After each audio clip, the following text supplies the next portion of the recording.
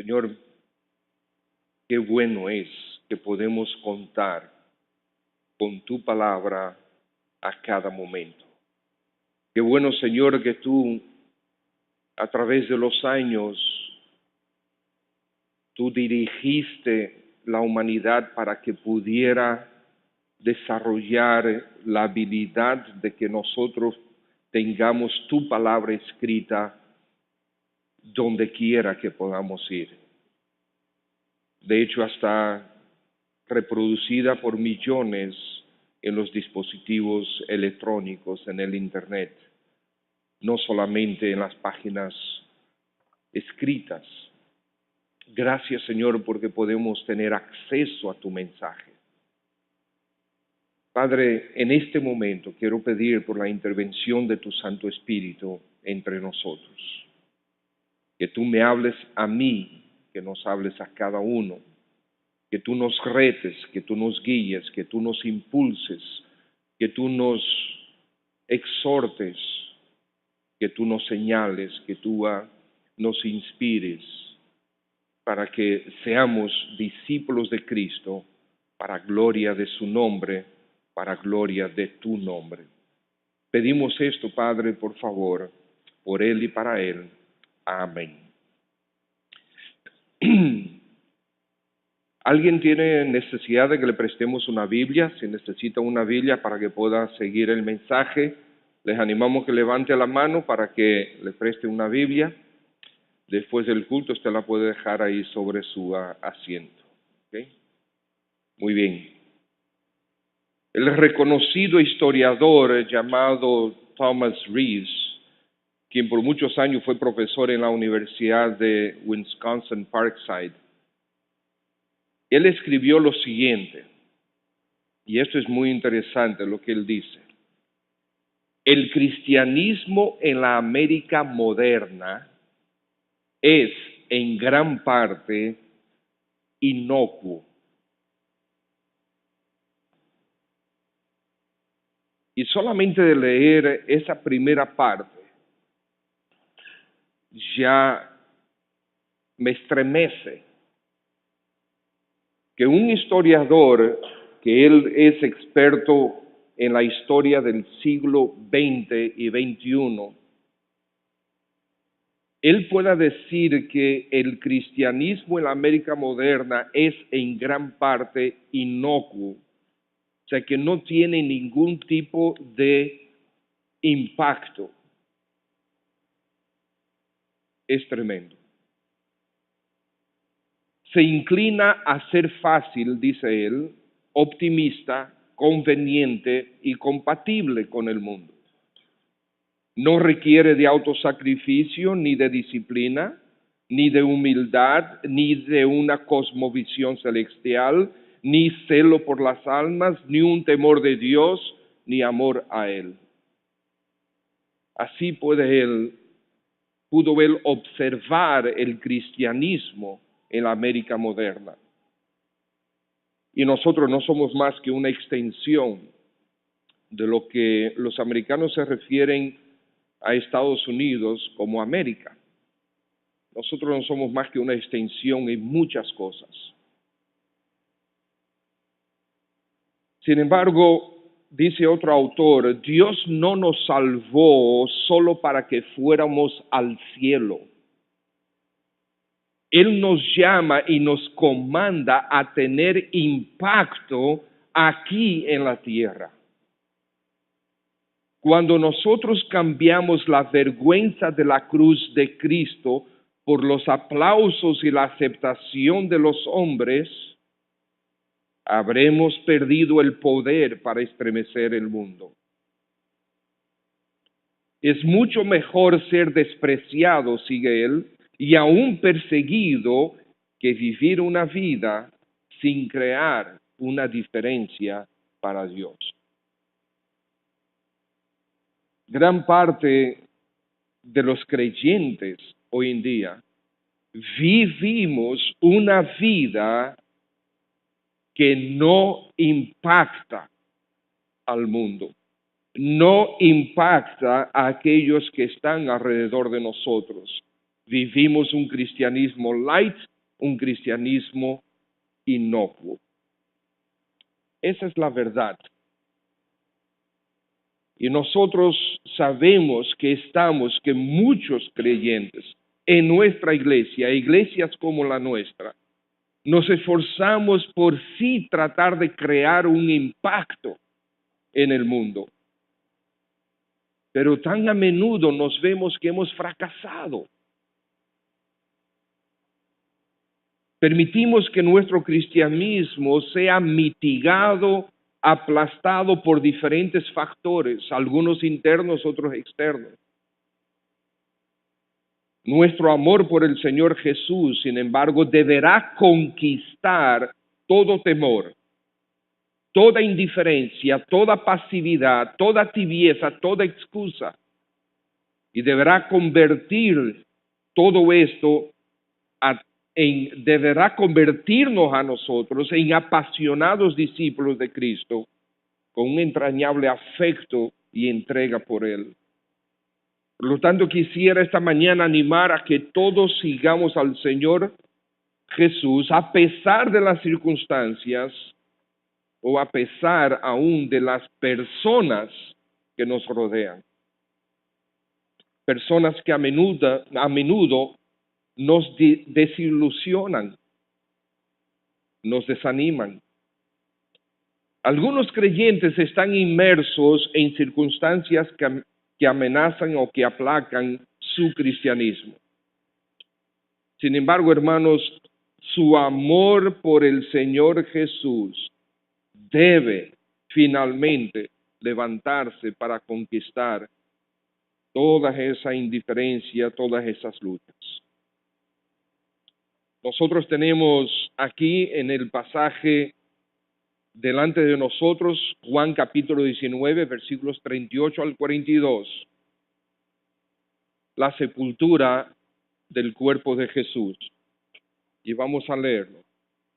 Dice, después de todo esto, José de Arimatea, que era discípulo de Jesús, pero secretamente por miedo de los judíos, rogó a Pilato que le permitiese llevarse el cuerpo de Jesús y Pilato se lo concedió.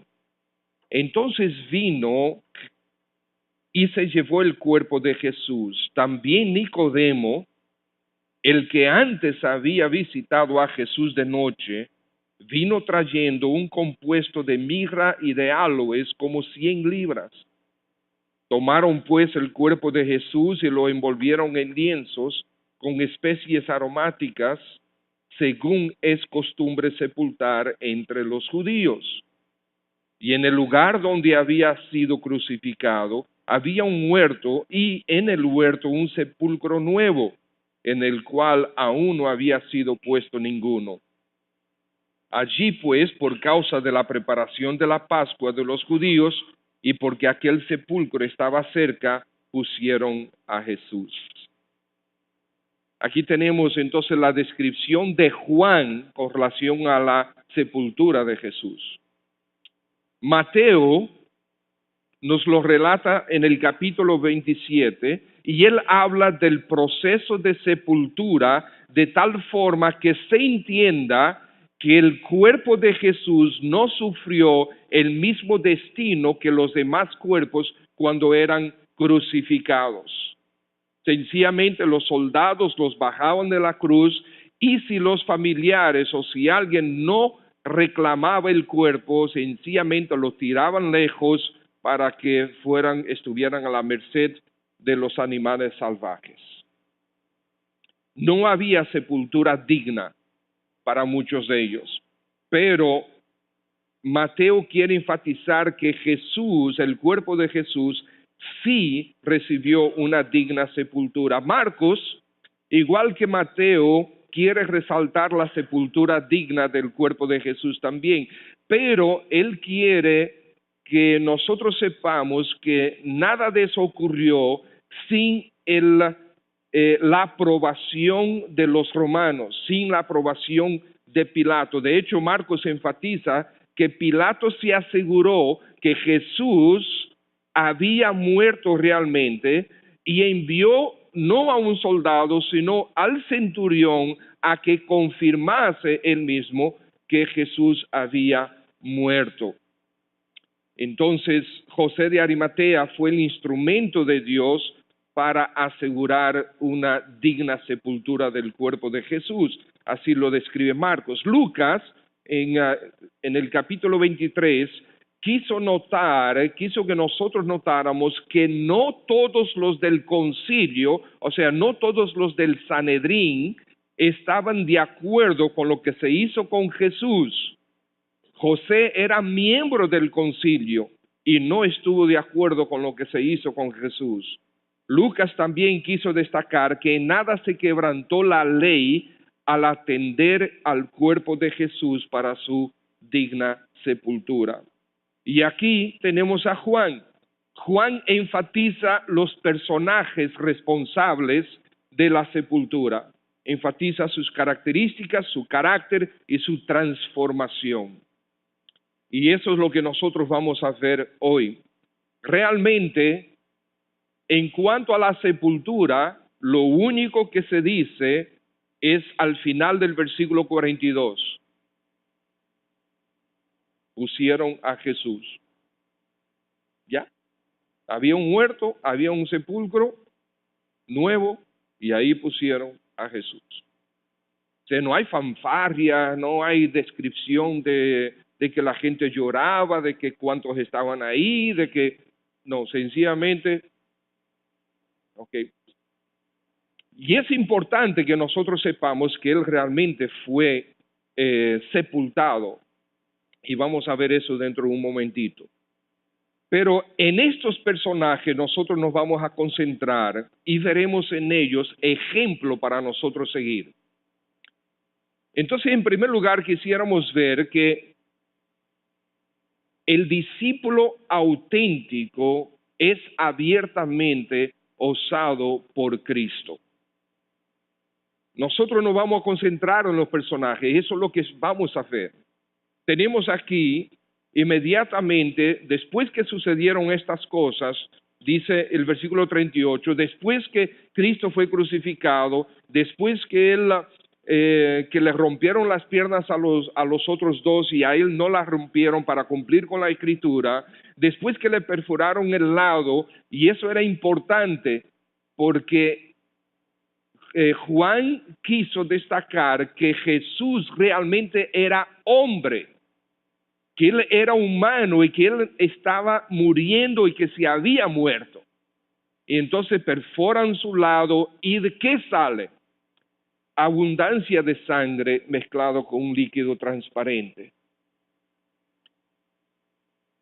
Pero aquí, ya después de todo esto, aparece José de Arimatea, un discípulo llamado José de Arimatea. Juan no da este dato, pero Marcos sí lo da en capítulos 15, versículo 43. Dice que era miembro noble del concilio. Esta palabra noble enfatiza que era un miembro destacado del concilio. El concilio tenía muchos miembros y José de Arimatea no era uno más, era uno de los miembros destacados, a quien la gente oía, a quien la gente atendía con reverencia. Y obviamente era una persona que era justa en sus tratos. Era parte de ese Sanedrín, de ese grupo de personas que fueron responsables por el asesinato de Jesús. Desde el punto de vista humano fue un asesinato, pero sabemos que fue Dios que lo entregó y sabemos que fue Él mismo que se entregó. Pero la verdad es que ellos estaban asesinando a Jesús. Este hombre, José de Arimatea, no solamente era un miembro noble de Jesús, sino que él esperaba el reino de Dios. Estaba consciente de la venida del Mesías y esperaba al Mesías. Contrario de muchos creyentes hoy en día, que no están alerta, que no están continuamente esperando al Señor Jesús. Este hombre sí estaba esperando al Mesías, estaba esperando el reino de Dios. Lucas capítulo 23, el versículo 51 dice que él no había consentido en el acuerdo ni en los hechos de ellos. José de Arimatea había armado un frente contra el resto del concilio con lo que ellos estaban haciendo con Jesús. La injusticia contra el Señor Jesús. Cuando los evangelios declaran que José de Arimatea era un discípulo secreto, secretamente, realmente no es de una forma de reproche. Los evangelios parecen entender y aceptar esa condición temporal de estos hombres. Dice que era por miedo a los judíos. Amados hermanos, nosotros tenemos un privilegio y un reto muy grande al vivir el cristianismo aquí, en República Dominicana, aquí en el occidente.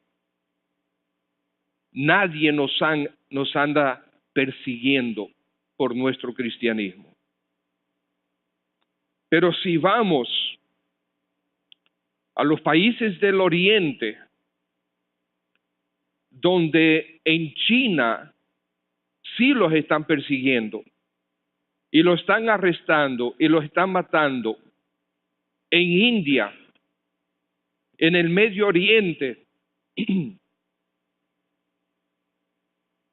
¿cómo usted cree que los cristianos andan de día en día? ¿Usted cree que ellos andan abiertamente con una Biblia debajo del brazo y le andan predicando a todo el mundo abiertamente? No.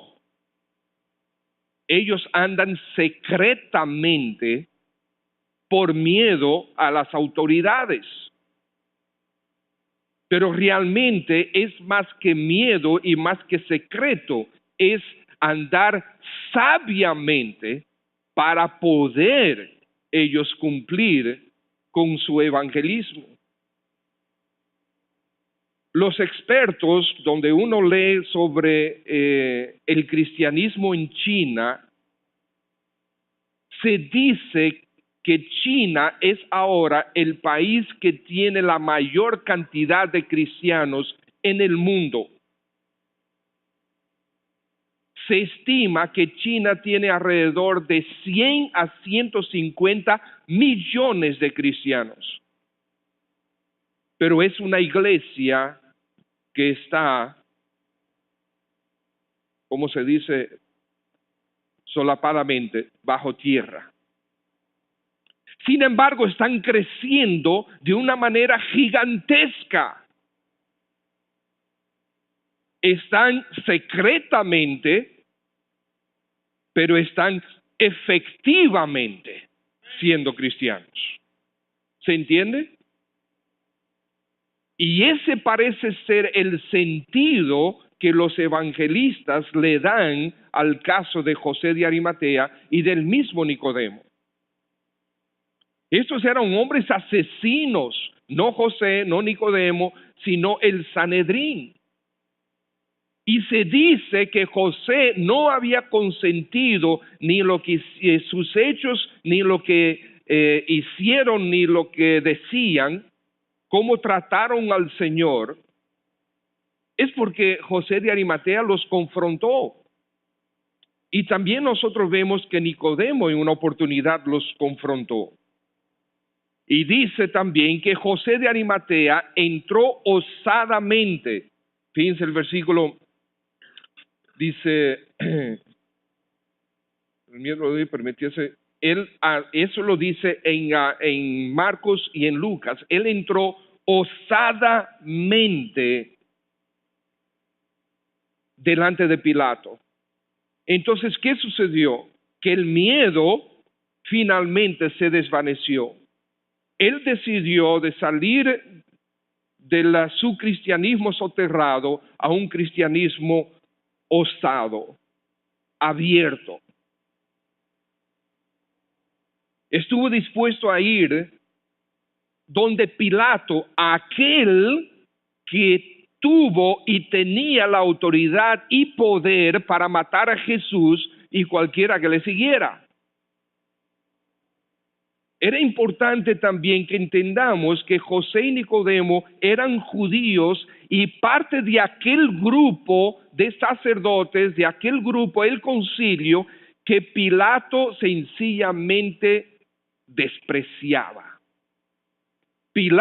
A Pilato no le gustaban los judíos, pero a ese grupo de manera especial los despreciaba.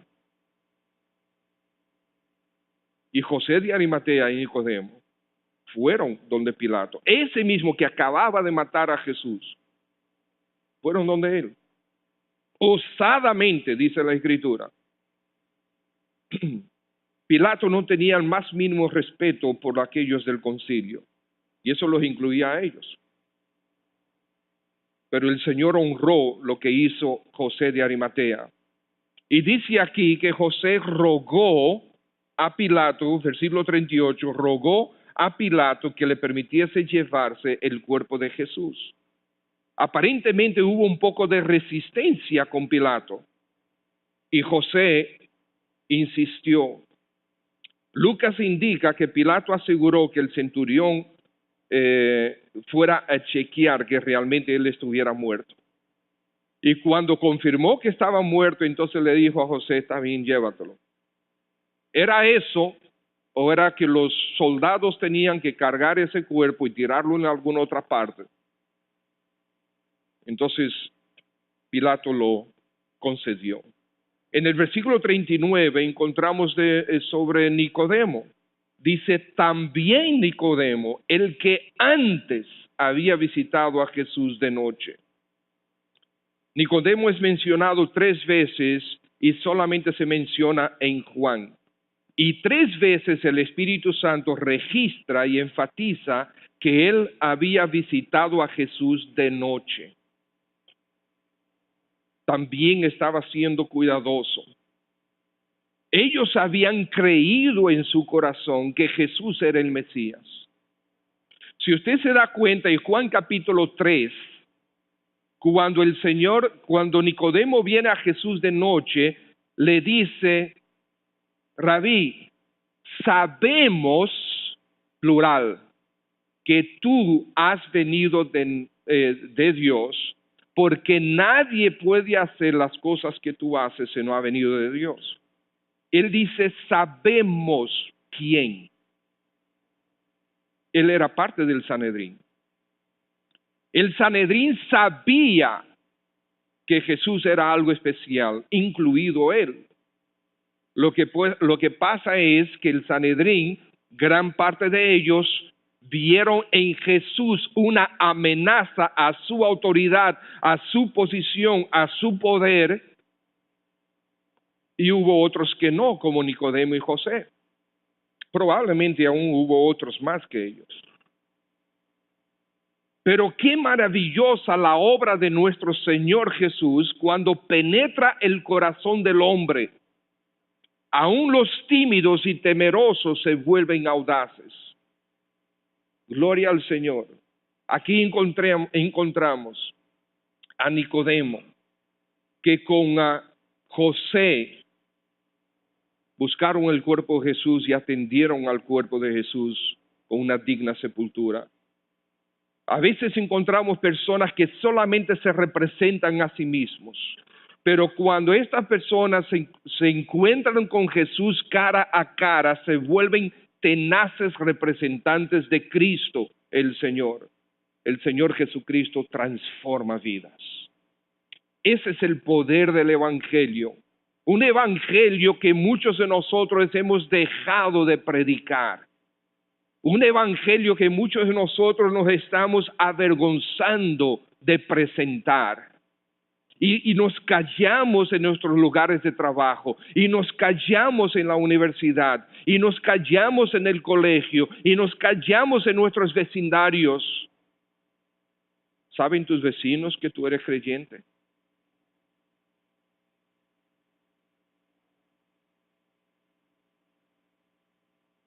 El cristianismo, por definición, tiene que ser audaz y osado.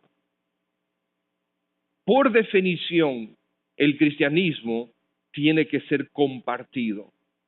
Porque si tú creíste fue porque alguien te predicó. Alguien tuvo el valor en Cristo, en la gracia de Cristo, de llevarte a ti el mensaje que tú necesitabas escuchar, que yo necesitaba escuchar.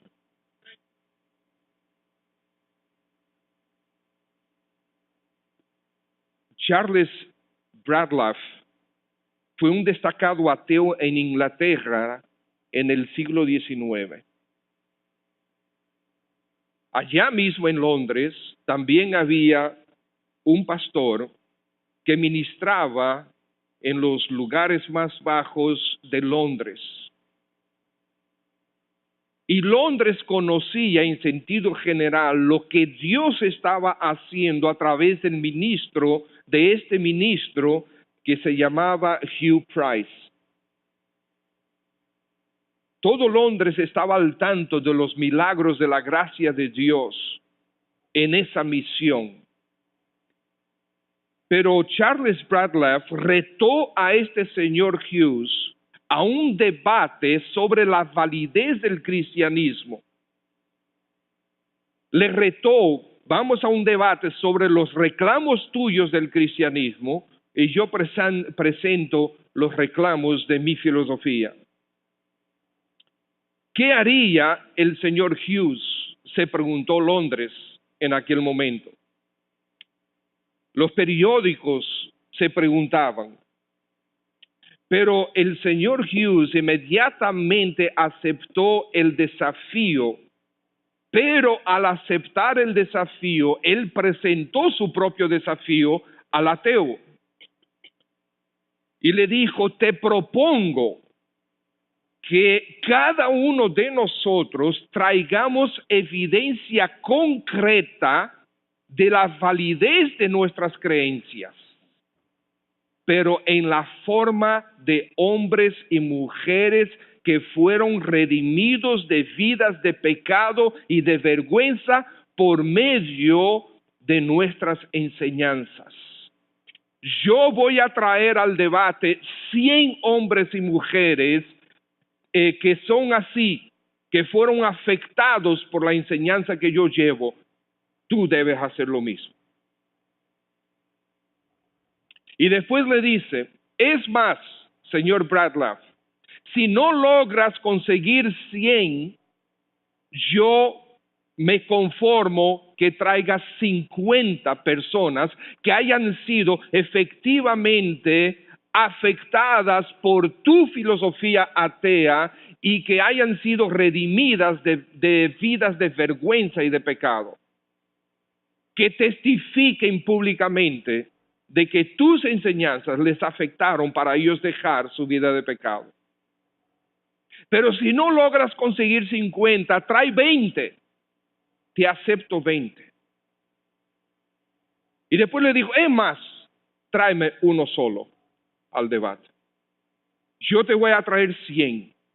Tráeme uno solo que por tu filosofía de ateo haya sido afectado a su vida para ser transformado de una vida de vergüenza y de pecado a una vida redimida. Él le retó públicamente también a través de los periódicos. Sin embargo,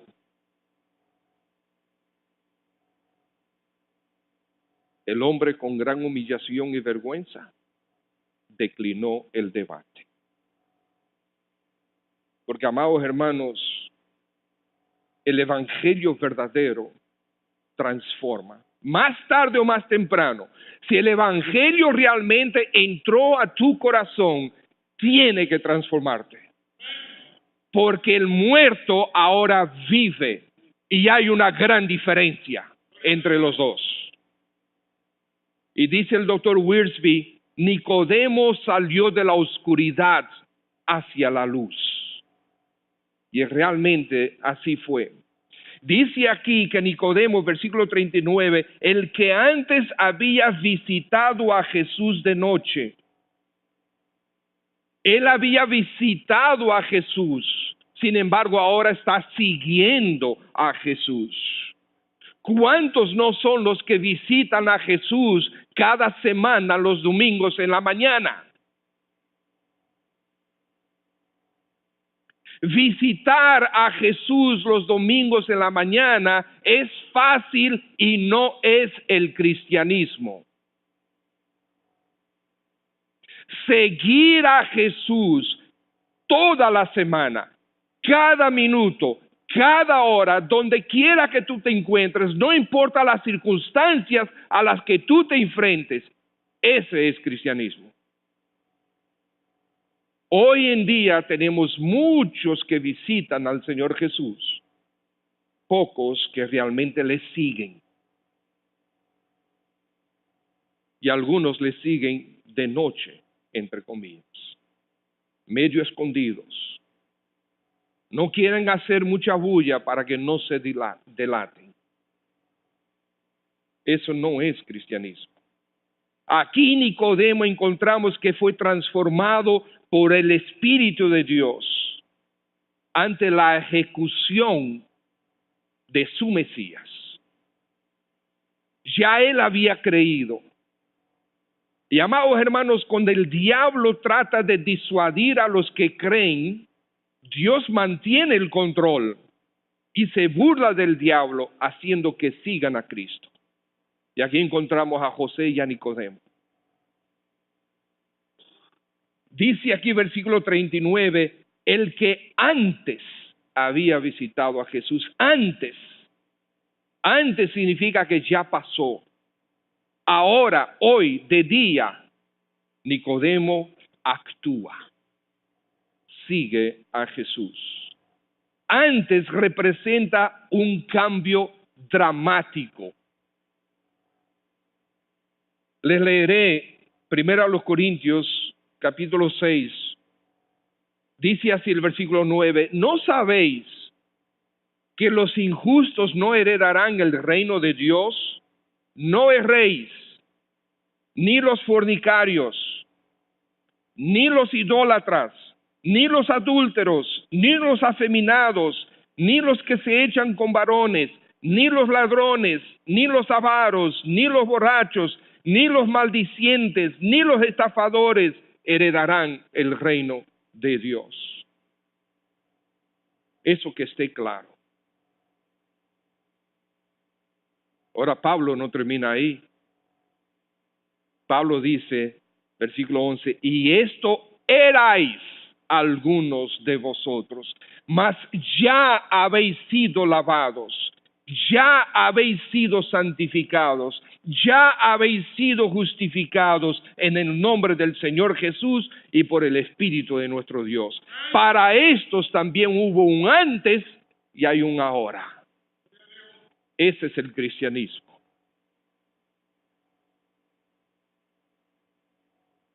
También, comienza el versículo diciendo también. Esto significa que Nicodemo se une a José de Arimatea.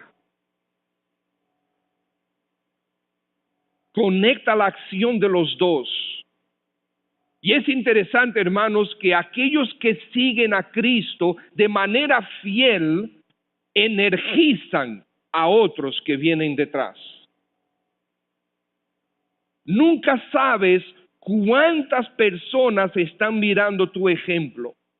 Nunca sabes cuántos estarán esperando verte seguir al Señor para ellos mismos seguir tu ejemplo.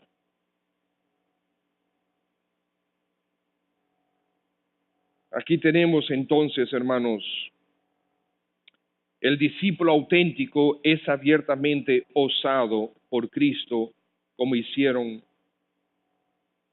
José de Arimatea y Nicodemo.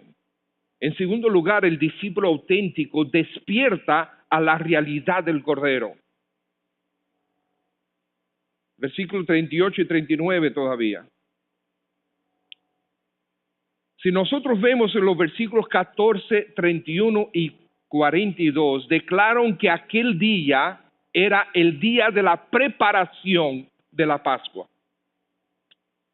Esto significaba que a las 6 de la tarde de ese día, ellos tendrían que estar listos para celebrar la Pascua. Tendrían que estar listos con los panes sin levadura, con los diferentes condimentos amargos y con el cordero listo para celebrar la Pascua. José de Arimatea y Nicodemo, sin embargo, entraron donde Pilato. Si ustedes se dan cuenta, en el capítulo 18, versículo 28, nosotros lo vimos, que los principales sacerdotes no querían y no quisieron entrar al patio de la casa de Pilato, porque ellos tenían una regla que si entraban a la casa de un gentil, ellos quedaban inmundos hasta la noche.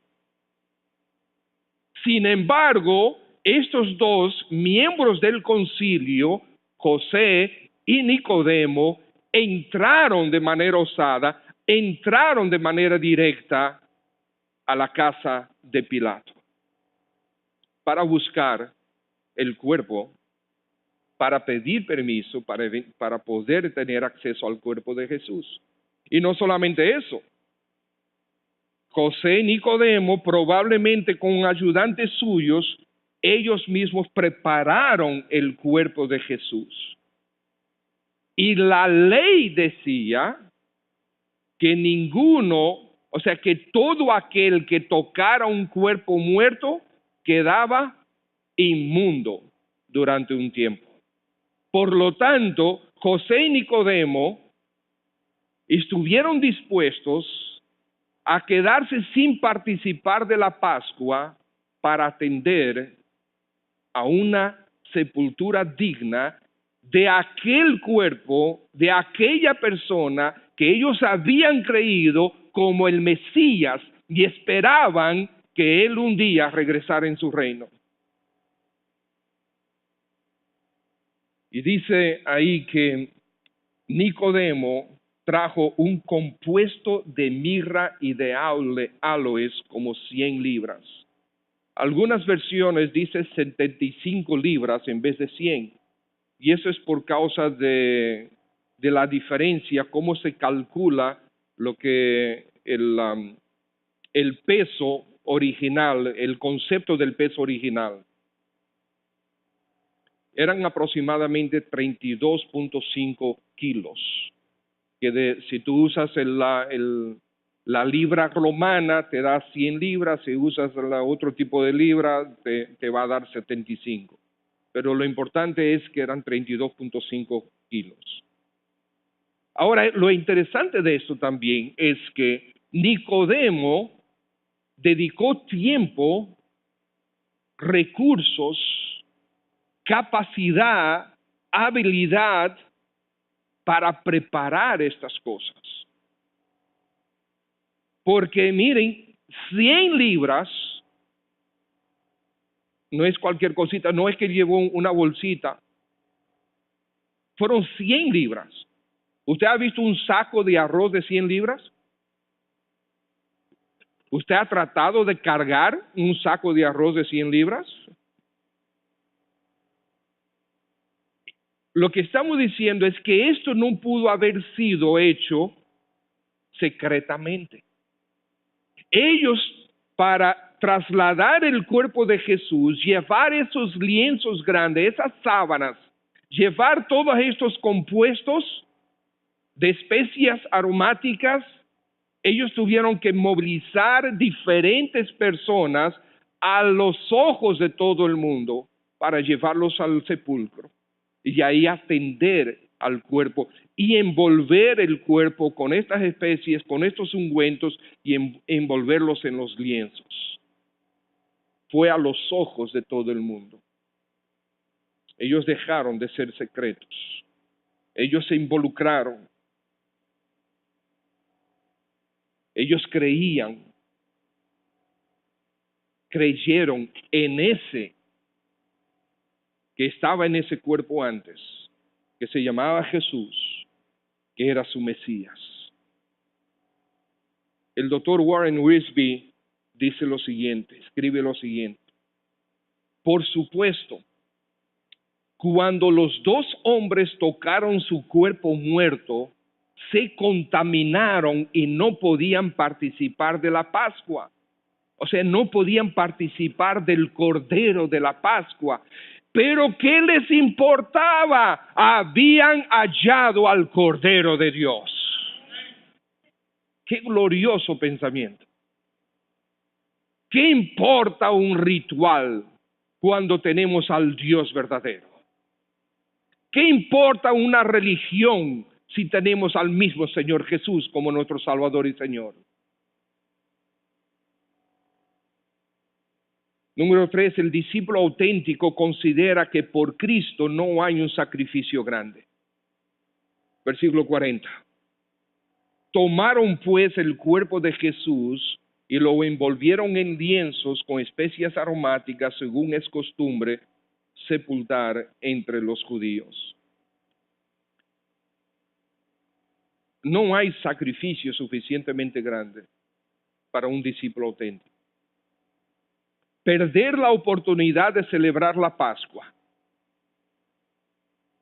quizás aún perder el respeto de sus familias, de los demás ciudadanos judíos y del resto del concilio. La gran cantidad de recursos empleados para preparar el cuerpo, pues lo envolvieron en lienzos y especies aromáticas, dice, como era costumbre entre los judíos. Ellos dedicaron tiempo. Ellos quisieron darle una sepultura digna al cuerpo de Jesús. Y por cierto, quisiera destacar aquí, hermanos, que era costumbre entre los judíos cuidar adecuadamente del cuerpo de aquellos que habían fallecido. Ellos dedicaban tiempo a la preparación de los cuerpos, los manejaban con honor y respeto, y por lo que vemos, no estaban de acuerdo con la destrucción del cuerpo. Dice que lo tomaron y lo envolvieron. Ambos trabajaron en esto, José y Nicodemo. Cristo une, Cristo trae unidad a los corazones. El doctor MacArthur destaca aquí que aunque ellos creían que Jesús era el Mesías, realmente no estaban claros y no tenían pendiente la resurrección del Señor Jesús. Porque si ellos hubiesen tenido pendiente la resurrección de Jesús, el hecho de que Cristo dijo que iba a resucitar al tercer día, ellos no hubiesen preparado todo eso. No estaban conscientes. Pero lo que sí se destaca es que ellos se convirtieron en discípulos auténticos del Señor. Sus actos lo manifiestan. En cuarto lugar, el discípulo auténtico de Cristo da lo mejor que tiene a su Señor.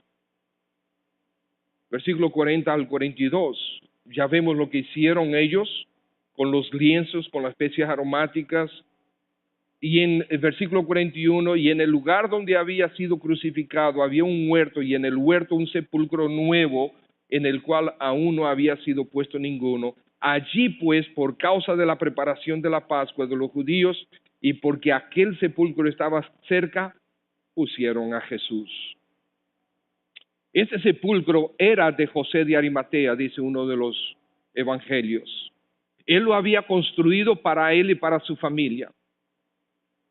Este tipo de sepulcro era caro porque ellos tomaban un lado de una montaña y ellos esculpían. Eran montañas de piedra y por lo tanto ellos no tenían taladro, no tenían los picos que tienen hoy esos automáticos y por lo tanto era titán, titán, titán. Y esos sepulcros eran una habitación lo que ellos hacían. Porque a menudo no ponían solamente un cuerpo, sino que iban colocando ahí los cuerpos de los familiares en la medida que iban muriendo. Y además tenían que preparar una piedra grande que a menudo era en forma de círculo, de un, ¿cómo es que le llaman? Que rodaba, una rueda que rodaba hacia la entrada, y que esa rueda, algunos dicen que esa rueda era tan grande, esa piedra era tan grande, que se requería hasta cerca de 20 personas, 20 hombres para moverla. Esos son algunos de los datos que se nos entregan. Por lo tanto, esa no era una sepultura, un sepulcro económico. Le costó a José de Arimatea algo que era de su familia. Él lo dio al Señor. Estaba en un huerto. Esto significa que estaba cuidadosamente seleccionado para hacer ahí un sepulcro. Era un sepulcro especial. Todo el esfuerzo y todos los recursos que ambos vertieron en su Señor muestran cómo ellos lo valuaban. Hay algo, sin embargo, aquí que destaca mucho.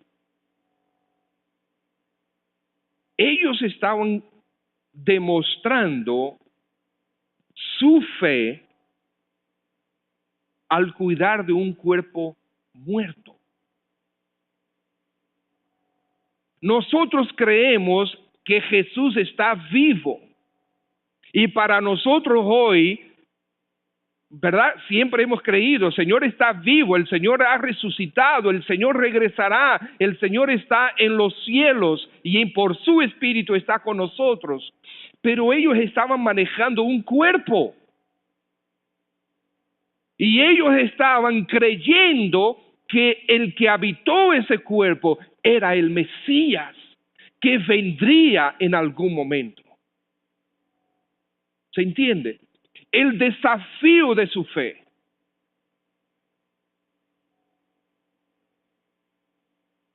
Para ellos habían encontrado al Mesías, que vendría un día en su glorioso reino. Ellos desplegaron ahí la misma fe que el criminal que creyó en Jesús en la cruz. Ese criminal estaba crucificado y veía al lado de él a Jesús, también crucificado, completamente herido. Su vida se le estaba esfumando. Él veía la sangre, veía la dificultad en respirar, veía la agonía y el dolor en ese hombre. Y viendo eso, él dijo: acuérdate de mí cuando vengas en tu reino. Un hombre que él sabía que iba a morir igual que ellos, pero creyeron más allá que un mero hombre. Creyeron en el Mesías. Ellos mostraron la fe de Abraham cuando entregó a su hijo. No hay registro bíblico que jamás se había resucitado a alguien. Sin embargo, dice Hebreos que Abraham creyó que Dios era poderoso para levantar a Isaac de los muertos. Ellos mostraron la fe de Moisés, que dice que prefirió no gozar de los deleites temporales de los egipcios, sino que él se mantuvo en expectativa mirando hacia el futuro, la gloria del futuro. De esa manera actuaron José y Nicodemo. Nosotros hoy, amados hermanos, tenemos mucha más verdad revelada. Tenemos mucha más verdad que el Señor nos ha entregado, que Moisés, que Abraham, aún que José y Nicodemo. tenemos muchas más evidencias. Y sin embargo, nuestra fe a menudo se ve tan débil.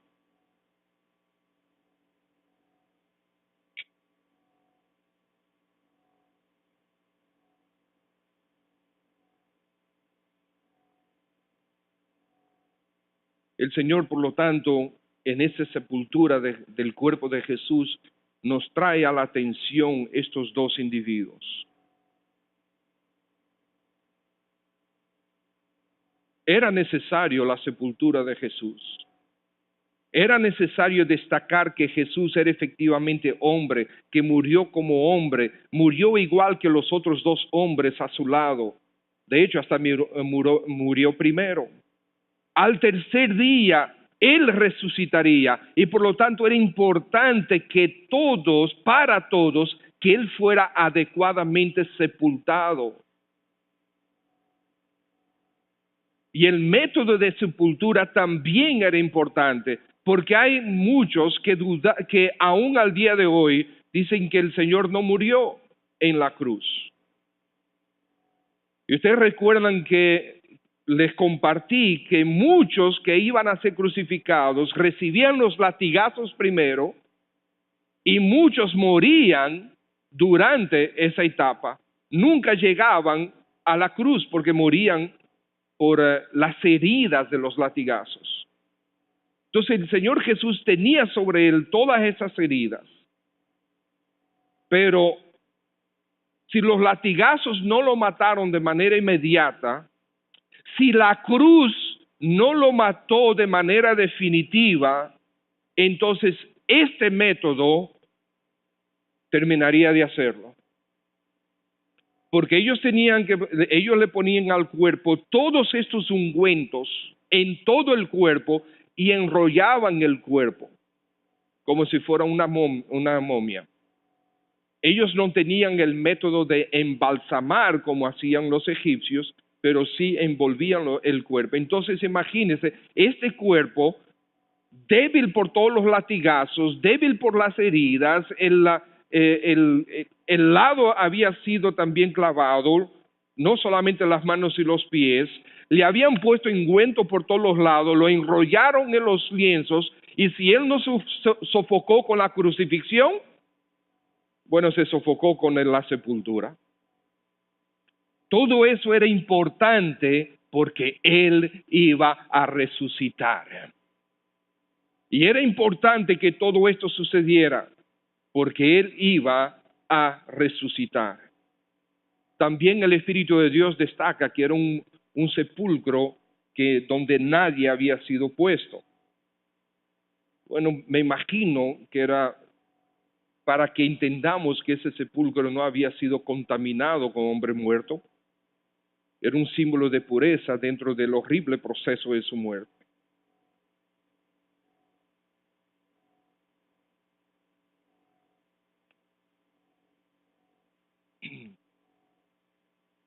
El concilio, o sea, los demás del concilio del Sanedrín, no les importó violar la ley con tal de deshacerse de aquel que ellos mismos constituyeron como su enemigo.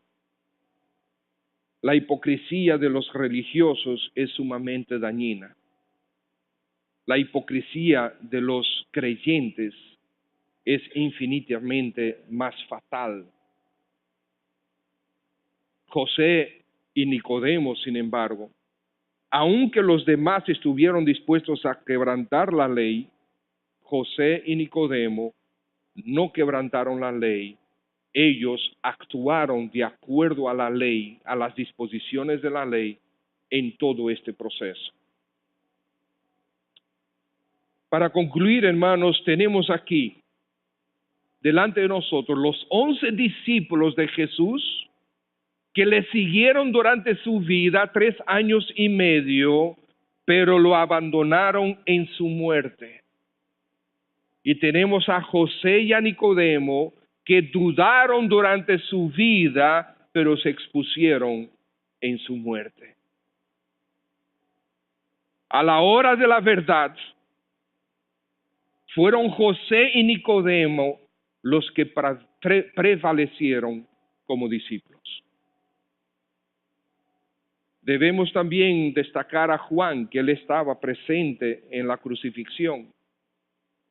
Ahí el Señor Jesús le dijo: he ahí tu madre, madre, ahí tu hijo.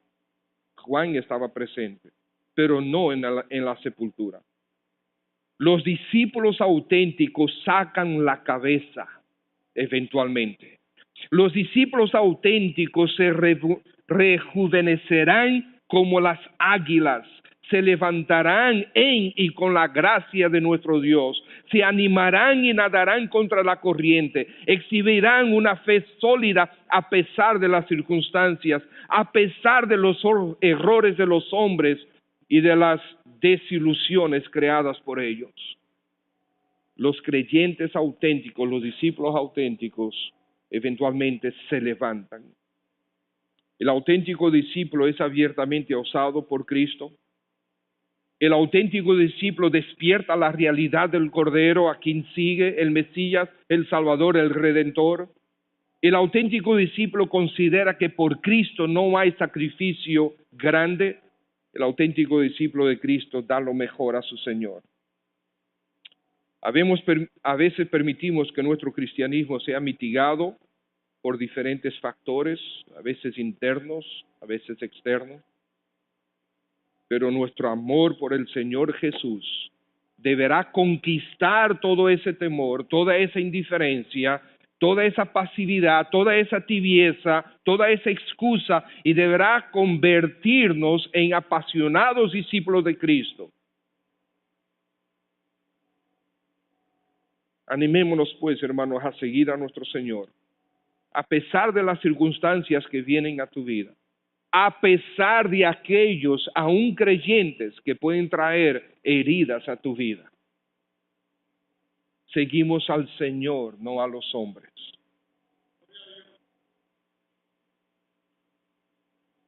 Amén.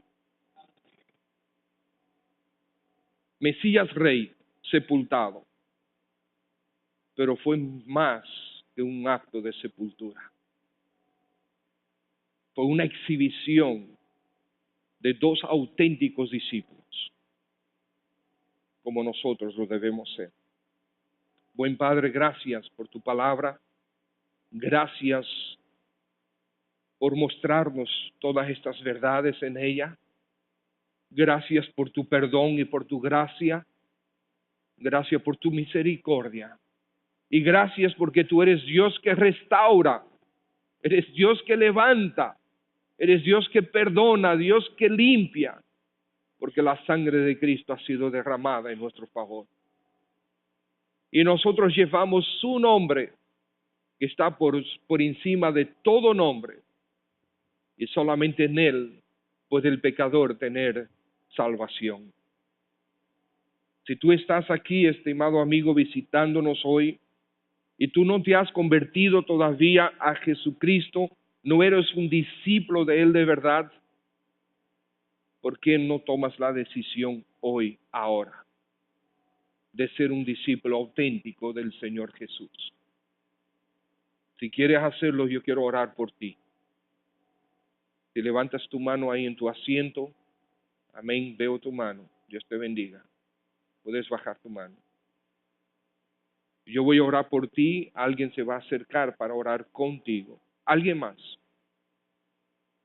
Si deseas hoy llegar a ser un auténtico discípulo de Cristo, yo quisiera orar contigo, quisiéramos orar contigo y por ti. Deja ver tu mano ahí en tu asiento, lo puedes levantar y bajar. Alguien más. Quizás el Señor está tratando con tu vida sobre ser discípulo auténtico del Señor Jesús. No sé qué está sucediendo en tu vida, no sé qué retos, qué desafíos tú estás enfrentando. Pero Dios da mayor gracia. Y esa gracia está en su Hijo y en su Espíritu.